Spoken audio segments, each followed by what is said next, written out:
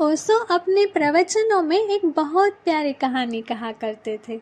एक ज़ेन फकीर हुआ, बोकोजू।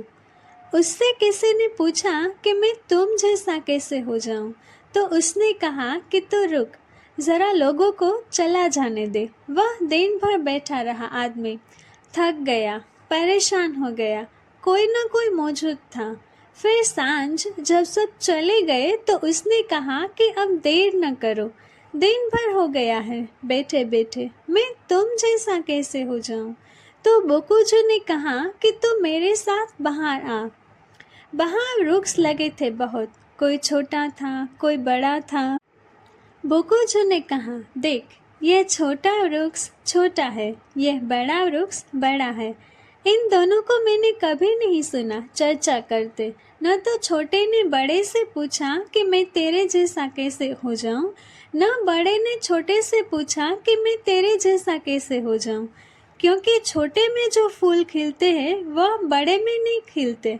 बड़े सुगंधित है और बड़े के आसमान में ऊंचाई है और छोटा आसमान में ऊंचा नहीं है।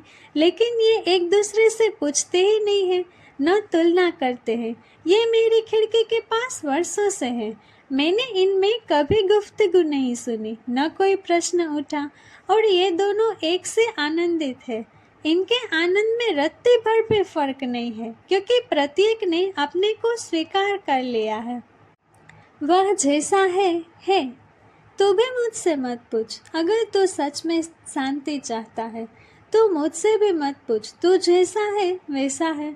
और मैं जब तुझसे नहीं पूछता कि मैं तेरे जैसा कैसे हो जाऊं, तो तू क्यों मुझसे पूछ रहा है।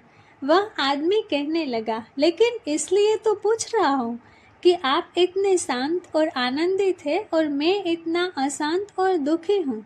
इसलिए तो पूछ रहा हूँ कि तुम्हारे जैसा कैसे हो जाऊं। तो बोकुजू ने कहा, मैं तुझे तरकीब भी बता रहा हूँ, लेकिन तू सुन ही नहीं रहा।